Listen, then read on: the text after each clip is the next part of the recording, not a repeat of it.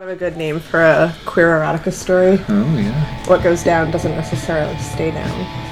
Oh. I kind of feel like there's a double or triple or quadruple entendre there. That's why it's a good title. This is what you get for keep riding up your bike with to work. Youthful types. All right, kiddo, let's do this. Welcome back to episode 51 of People's Guide to Publishing, your source for how to understand the publishing industry. I'm Ellie Blue. I'm the marketing and editorial director of Microcosm, and I have opinions on the internet.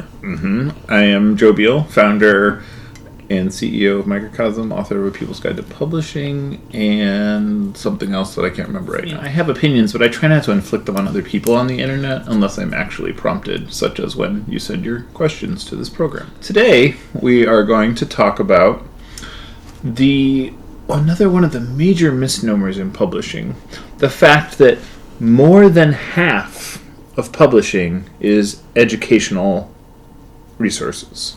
So is that a misnomer or is that true? The misnomer is that the majority of the publishing industry is bookstore sales, False. which is not true. The majority is educational, worldwide. When I was researching and writing A People's Guide to Publishing, this was something that I was really intent on getting hard numbers for, and it's really hard to get this kind of information because nobody wants to be the source, even on publicly available information.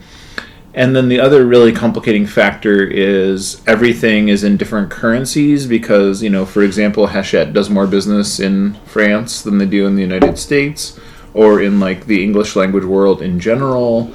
And, similarly, Macmillan does more business in Germany. And so when you convert all these currencies, it's really hard to pin down, what is the number? What is the total? Because obviously currency fluctuations can actually literally cause a multi-billion-dollar publishing company to lose money because they have to convert it into, whatever currency they are in the country they're based in. All that aside, though, I didn't know this until just now, and I'm fascinated by just how much of the worldwide book industry is educational and textbooks. That's tremendous. Even if it isn't more than half, even if it's much more or less than more, that's still pretty big. So what is the educational market? So the educational market is everything from libraries and schools where a book is just shelved and maybe never touched, versus reference copies. University of California publishes a lot of books that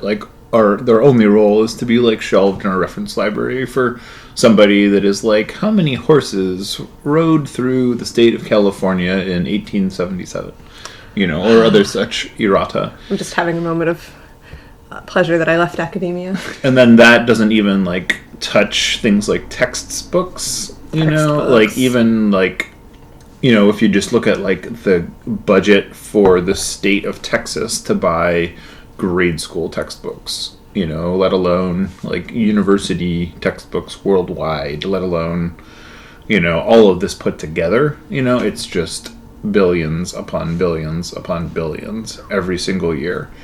And that was really fascinating to me. I've actually been reading a blue British book whose name escapes me that is, it was published 7 years ago, so most of the data in it is pretty out of date. But it's really fascinating to see somebody else that really strove and struggled to be definitive with that stuff.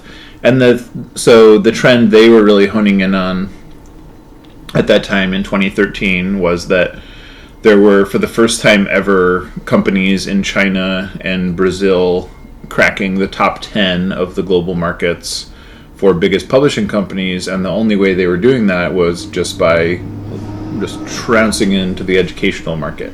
So what advice does this give us for independent publishers that maybe have focused on bookstore books, but maybe want to get into the educational market a little bit more? You shouldn't. Why not? And that's my opinion. That's not based on anything I've read or seen, I guess that's based on the data that has been available to me that has formed that opinion. I'm giving my opinion on the internet. But real reason is because then you have to compete with these gigantic companies that have much, much bigger marketing budgets than you do, and their entire role for global domination is taking over these educational markets. Oh, fascinating. So Microcosm does publish some textbooks. If we relegated them solely to the intellectual ghetto that is textbooks, they would fail. Right, they're never only textbooks. Like, you can also sell them in a bookstore or a gift store. Yeah. That makes sense. And so our, textbooks in our annual budget, maybe 5%. So... we probably actually sell more ebooks than we sell textbooks. So can we talk, just real quickly about one specific example? And this is a book that we're working on developing now. It's a book called Women on Wheels. And it's a really cool book. It's by April Streeter, and it's a really well-researched and, funny also and fascinating history of women in bicycling and the very, scandalous stories that you've never heard. Everyone's heard that one quote by Susan B. Anthony about women in bicycling.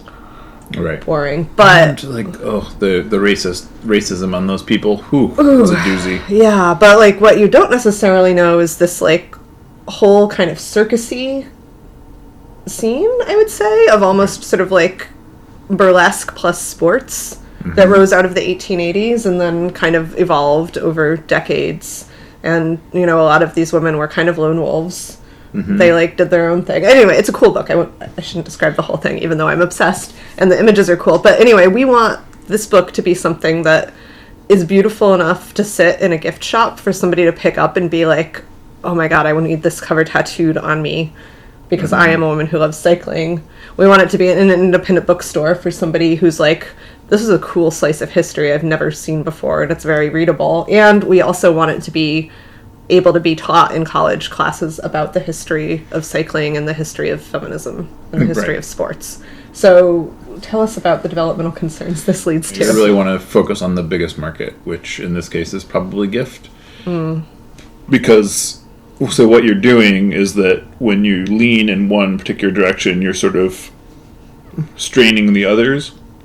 And so gift is probably the most reliable because the sales are non-returnable. They're substantial. They tend to buy more than one copy. They tend to sell through and reorder pretty well. And, as long as the book is developed well for gift, it'll do really well.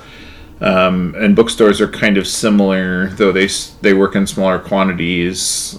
And, they don't give it as long of a shelf life as the gift shops do, oddly enough, because in a bookstore you have to compete with, all the millions of books in print, Whereas in a gift shop, you really don't. You have to compete with the very limited selection of books that are developed for gift, though you do have to compete with the candy and plastic toys and weird bedding and all the stuff we talked about in a couple episodes ago. Whereas in the educational market, you have to look at how many people would potentially teach a class that would use this as a textbook? Not that many. 5? 10? 10 or 12.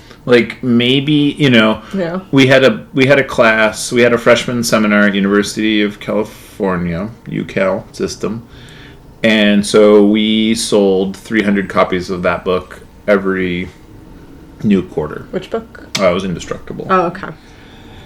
We have another book, Action, that is used at 20 to 30 different colleges in the US and Canada,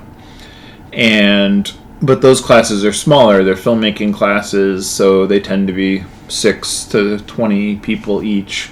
So even with that many colleges, the net is only really about 600 to 1,000 books a year sold, because a lot of those books then exist in the used market because the book is 8 years old. This is the reason why you'll see educational books that have a new edition literally every other year, because for Women on Wheels, you're going to have maybe 5 to 10 colleges that would teach a book about historical women on bicycles in small classes, and a lot of them will share or photocopy their books.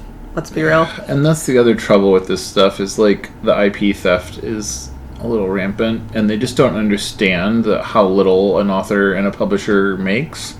So they think that they're promoting you, but promoting you to whom? The students that have already stolen your book?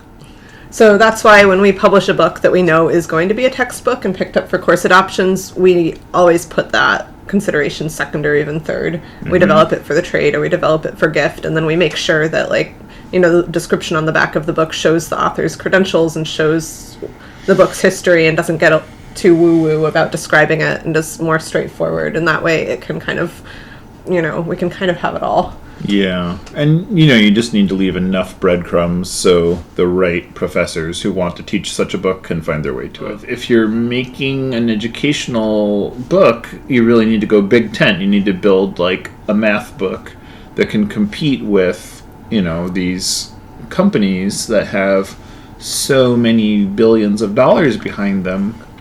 So essentially you can't, you know, I mean, maybe you can, but you have to be really smart and really clever. Or you need like access to a very specific educational market, like our friends at Bike Texas, who create bicycle curriculums for school children and have been very successful in this because there wasn't any competition. Yeah, and similarly, like other technical markets, you know, exist, like, you know, books for chiropractors, books for city planners, books for various kinds of engineers. But like the other thing about the educational market is, like, if you have a very specialized area that you or your authors can write in there isn't competition for that. Like in Joe's book, A People's Guide to Publishing, he talked about a guy we met at a trade show once who had published a very specific book about espresso machine repair, and he was able to charge $70 to $100 per copy because nothing else existed. If you want to know how to repair your espresso machine, you need this book.